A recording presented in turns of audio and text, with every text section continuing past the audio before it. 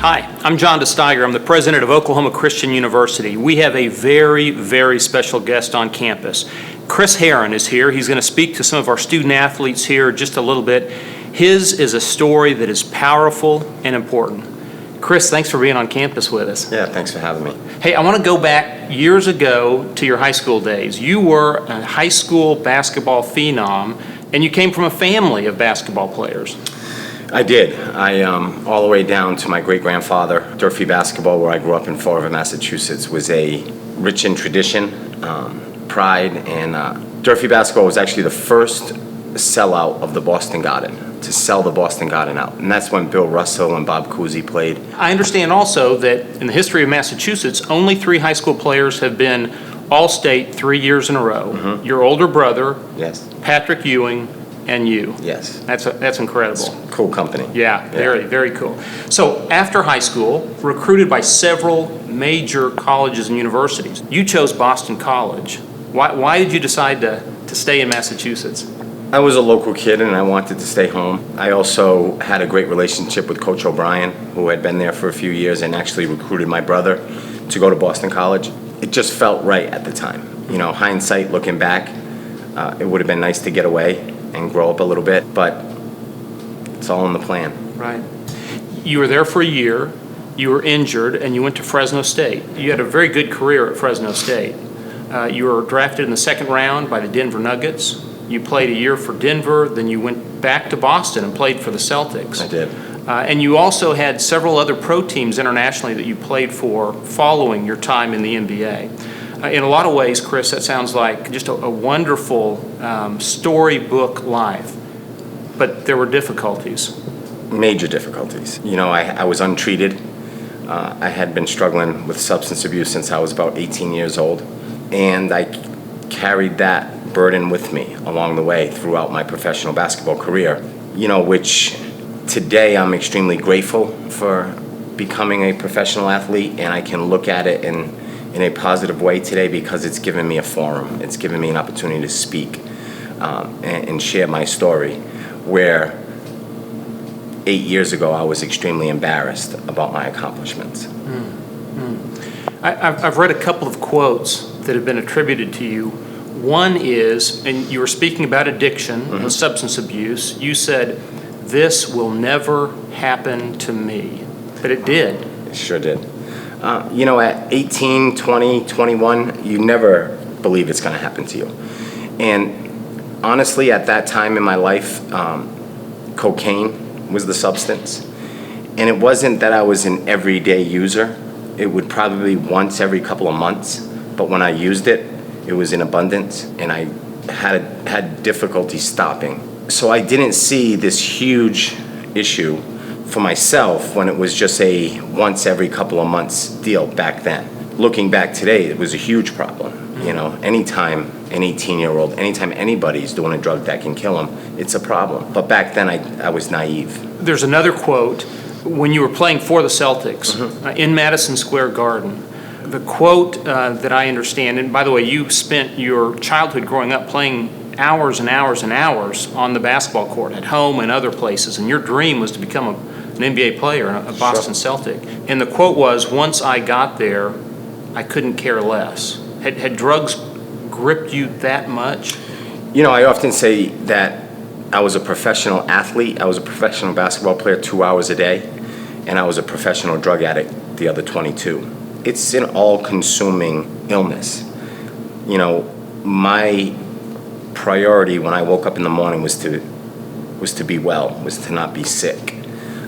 So whatever got in the way of that, you know, I went around it.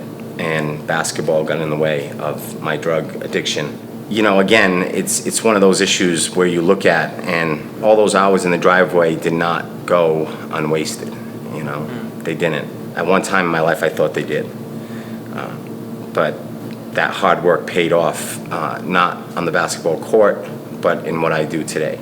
Chris, something very special happened on August the 1st, 2008. What was that? August 1st, 2008, my son was born. My son Drew, and who's now 6 years old, and we celebrate together my anniversary of recovery, which is I just recently celebrated 6 years sober, and that's something I take great pride in. And out of all the records that I've held or broken, that's the one that I hold near and dear.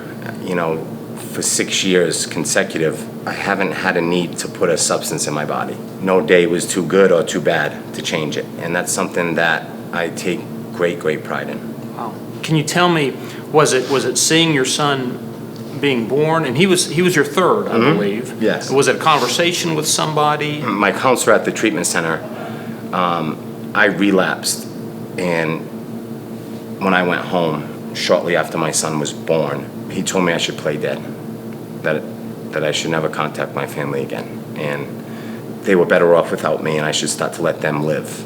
And when he said play dead, I had thoughts of that myself. I should just get in a car and just disappear. I had never really heard anybody say it out loud. And when he said that, I remember like it was yesterday, I walked out of his office in tears and went back to my room in the treatment center, dropped to my knees, and I started praying, and I've been sober since. Well, what you're doing now is pretty amazing. Thank you. You have a business that you are actively involved with young people today. Sure. I think that's Hoop Dreams with Chris Herren. Yeah. Outstanding things. And you also spread this message that you have, that there is hope and recovery. Sounds like you're doing really great things with your life. You know, it's, I'm blessed. I'm blessed to have another opportunity, and I don't take that for granted. And I'm going to do the best I can with it. And sharing my story, there's a stigma attached to addiction. And if I can break that stigma for somebody and say, well, if he can, I can, then that's what it's all about.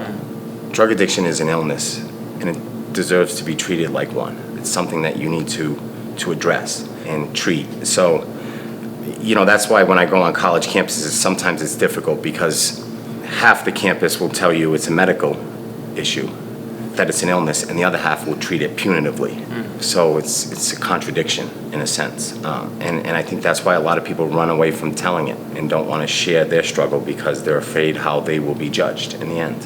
What is the advice? Is there a nugget of advice that you want to make sure that your audience hears and understands while they listen to you?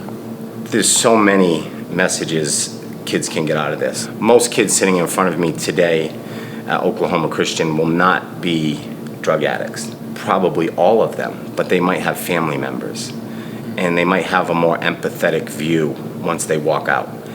And they might walk out unafraid to approach it and to talk about it and to address it. You know, my mom made me be an altar boy when I was a kid, and I used to struggle with that. And then I found out why.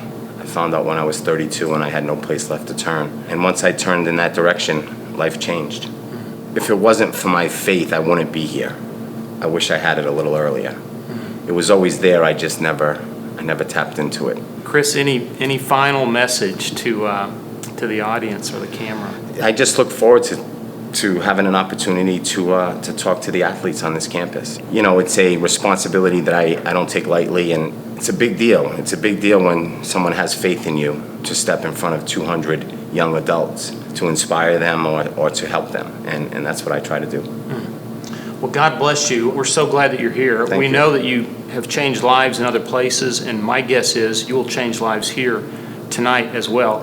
And by the way, I love your accent as well. We don't hear that as often here in Oklahoma. You might need subtitles. Chris Herren, a life story of hope and difficulty and promise. God bless you. Thank you, Chris, very much. Thank you. Uh-huh.